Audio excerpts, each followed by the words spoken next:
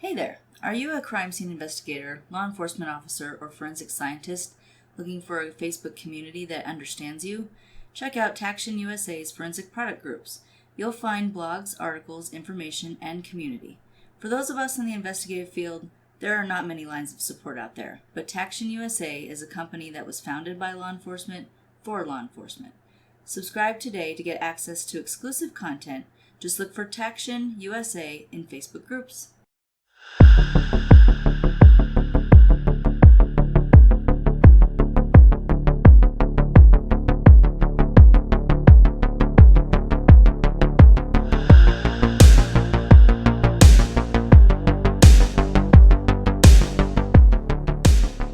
Hey, y'all. No, that's not how I talk. No. Hello, everyone. Speak. That's not how I do that either. Hello, everyone, and welcome once again to Crossing the Tape, episode 22. I'm Brendan. And I'm Hillary. And today we ask you to sign the crime scene log, and please join us for a terrible story. Yes, it's very sad. Mm-hmm. So, this case has half of a conclusion. Better than none. Right.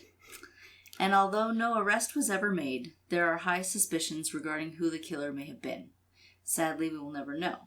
However, the story is one that I have never heard of. Me neither. And if nothing else, we can cover the case so the victims won't be forgotten. Yes. Because there are many. And it's sad that there was never justice. Yes, but without giving anything away, we'll explain why there wasn't necessarily the justice that we seek in a case like this. So between 1980 and 1991, 12 men and boys went missing. Each victim was killed and their bodies were strewn across I-70 throughout the Midwest. Each victim had something in common. They were all young males, mostly boys and young men who were last seen at gay bars or other like establishments. Each of these victims were picked up within a 4-block radius of each other. Mm-hmm. And this location was somewhere around Indianapolis. All victims were found naked or with very little clothing and had been strangled. Each body site was along Interstate 70, but all in rural areas. Yeah. So the bodies weren't really covered or hidden from my understanding, but they were kind of dumped somewhere where you might have a few minutes between passing cars to push somebody out or whatever. It took 3 people being killed until a designated task force was finally formed. Which to me, 3 that were similar, that's what it took. Right. I mean, 1 is a murder investigation. Right. 2 is awfully suspicious. But to take your entire detective squad 3 times to decide. On the 3rd one, to take the squad and say, all right, from now on, until we figure this out, you guys are focused solely on this. I don't think 3 is... I think that's about right.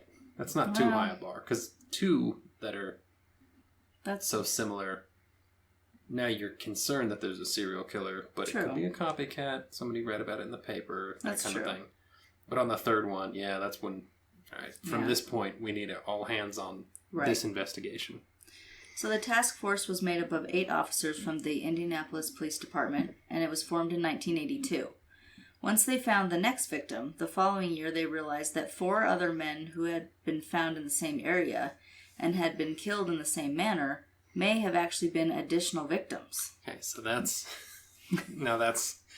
a little less defensible. Yes. That there had already been 4 people killed similarly. Yeah. That was a bit of my point. That the 3rd one was actually the 7th. Yes. And now there's 8. But, twist. Yes, there's a twist.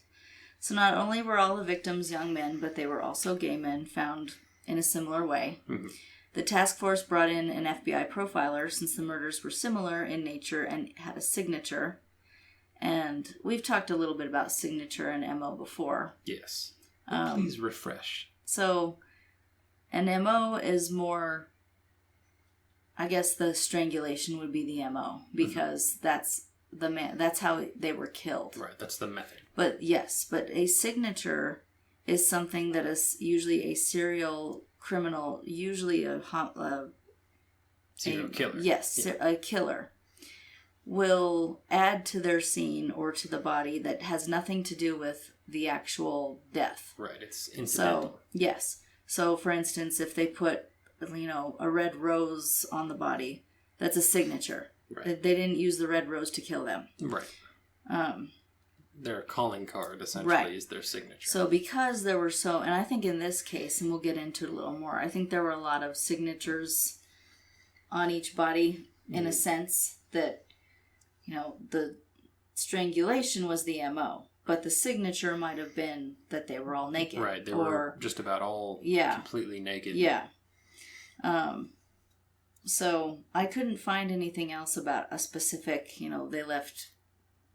you could draw something on their body. Yeah, there wasn't like a logo or something left. But I think that's where I think that's what they're saying the signature is. Left in a place like that. Yes. Naked. Was yes, kind of what because the place and being naked didn't cause the death. Right. So the FBI profiler determined the suspect. Oh, and before we get into that, he did go into some other. He looked into those other victims that they thought. The 4 victims that they realized were probably attributed to the same. They figured out they were not. It was a separate killer. Mm-hmm. But the killer we are talking about, the FBI profiler determined was approximately 45 years old, somewhat wealthy, or at least had a job that paid well. They also figured he was most likely respected among his peers, and was married but did not have a sexual relationship with his wife. Super weird. I mean, I guess given naked gay young men, being involved wouldn't lead you to believe that. But bananas that looking at this group of victims, they can determine, well, this is a dude who has a wife, but they don't get intimate anymore. Right. So this most likely was because of his attraction to young men, and it was suspected by the FBI that he felt guilty for this and probably killed young men because he felt ashamed that he couldn't be himself.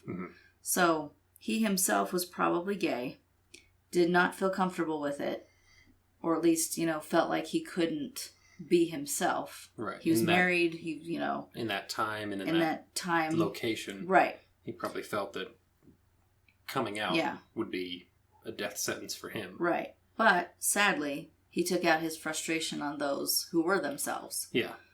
And who were trying to be comfortable with him in the same way. Yes. We'll get to that. So, before we jump into... We're going to go into just about every victim and their deaths. So you can see the string of similarities. But before we get into each victim, we will have a word from the National Investigative Training Academy.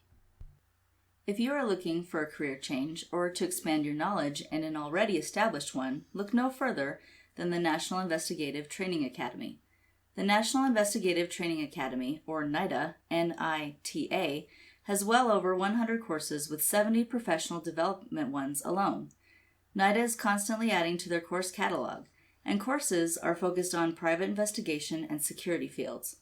Whether you would like to become a private investigator or you need continuing education for your investigative or security career, the National Investigative Training Academy is for you.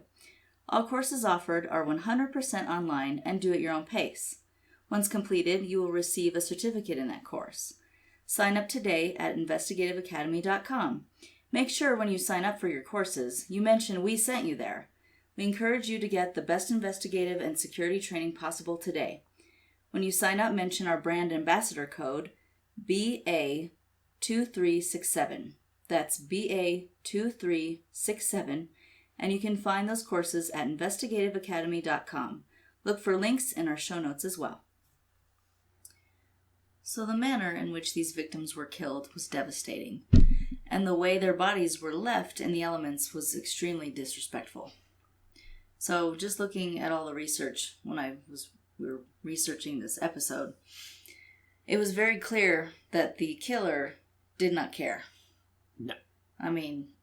Which is just sounds funny to say. Right. Obviously he didn't care about the victims, but... it's clear he threw them away. Yeah, it's another level of disregard for their humanity. Yeah. The first victim was Michael Petrie, who was only 15 years old. He was found naked and strangled in Hamilton County, Indiana, in June of 1980. Though he was a child, he was a known male prostitute and spent much of his time around gay bars.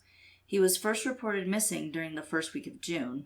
However, eyewitnesses saw him a few days later in an unknown vehicle with an unknown individual. His death must have occurred not long after the sighting.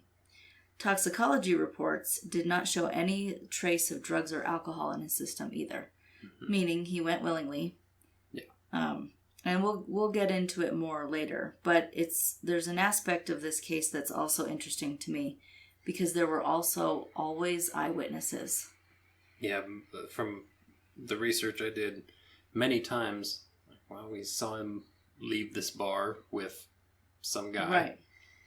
They were seen and then never seen again. But what I don't understand is nothing was ever connected from one eyewitness to the other. Until much later. Yes. But from the onset, it's very prevalent that this killer was seen repeatedly. Yes. But it was never, put together, is what I'm trying to say. I found that interesting and sad. Mm.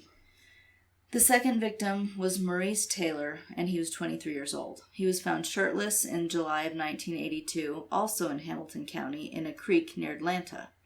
It was not abundantly clear the cause of death, perhaps due to decomposition. It was summer, and he was near a creek, so you've got moisture. Right, and heat. Yes, and heat. But the coroner suspected he was also strangled.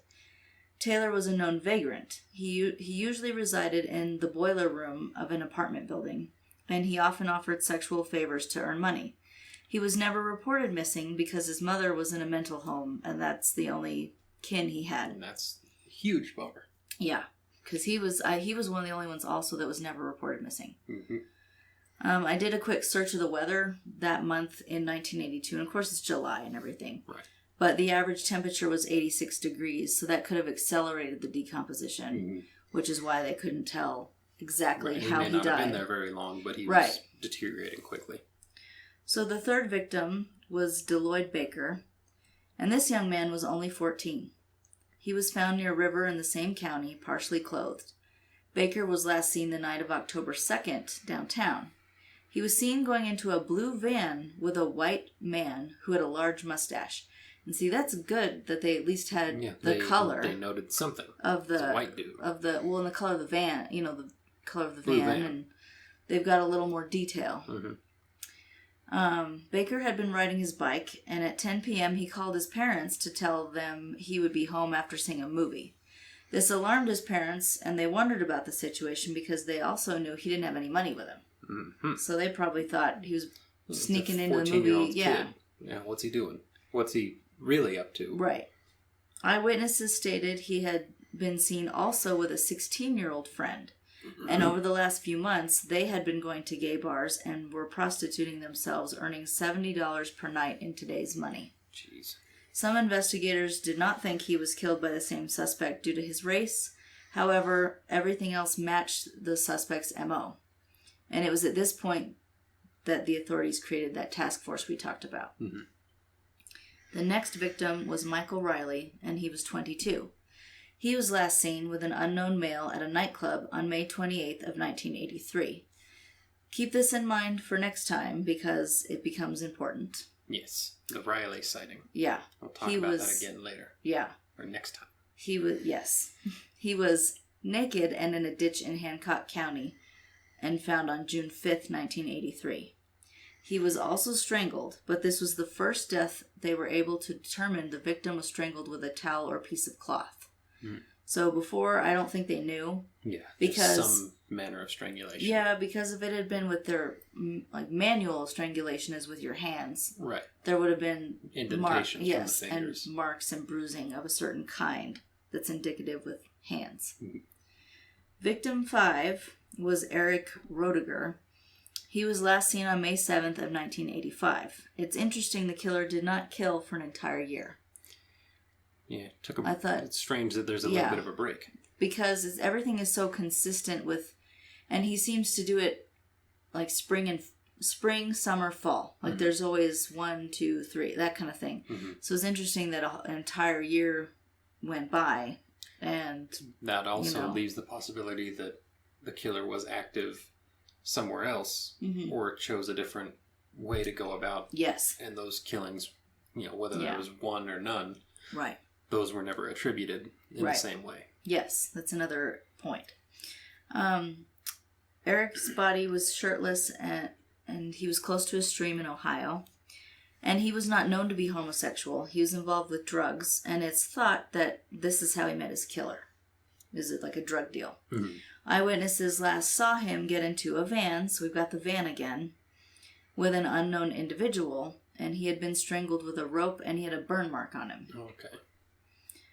I couldn't find out much about whether the police had any indication of who the killer was at this point. I couldn't, we got into the... Suspects. Suspects later. Mm-hmm.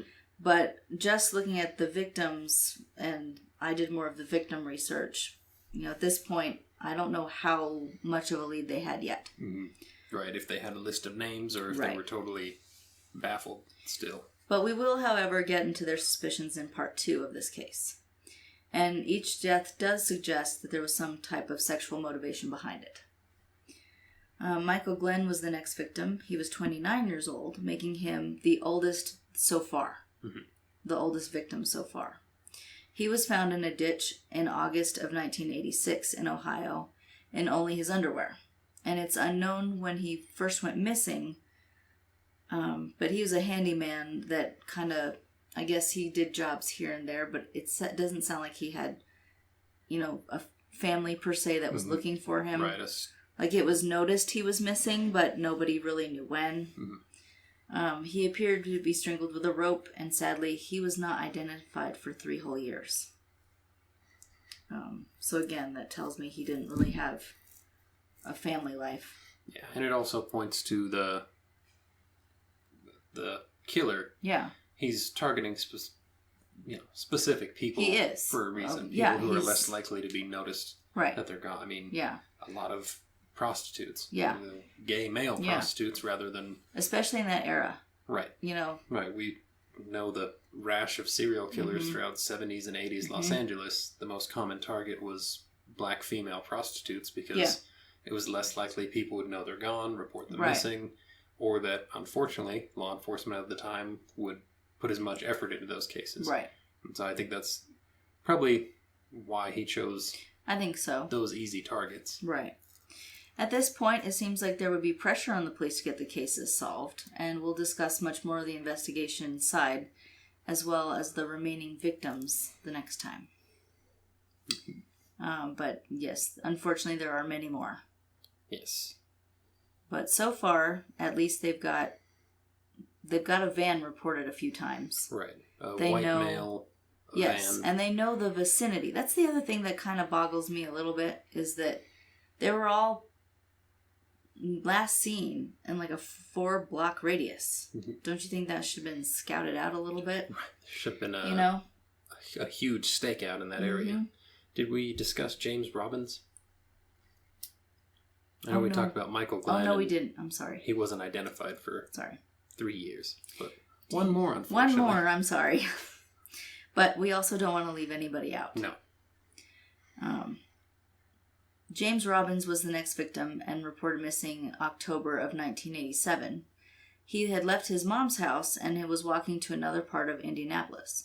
He was found days later, naked and strangled, and a few witnesses claimed to have seen him get into a car, but unfortunately no one could remember the make or model accurately. I read that 3 or 4 people said they saw him, but every single person saw a different car. Yeah, so that doesn't help, really. I mean, you could chase down all 3 cars, but it's not as helpful as even 2 coinciding accurate descriptions. Eyewitnesses are great, but it's really weird what a person will remember or not remember that they've just seen.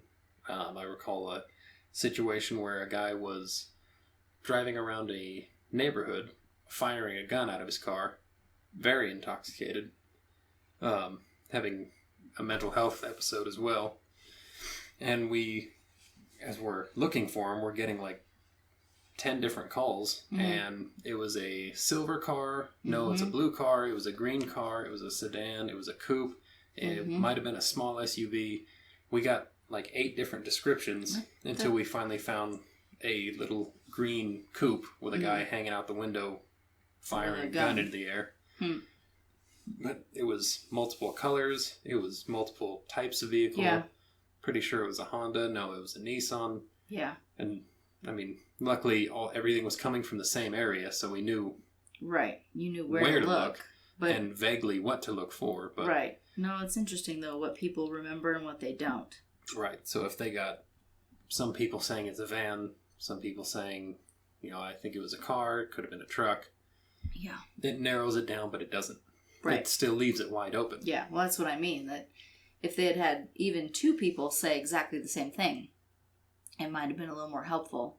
Right, but because they had several that saw him, which is great, but they all remember it differently, that doesn't really provide the police with much.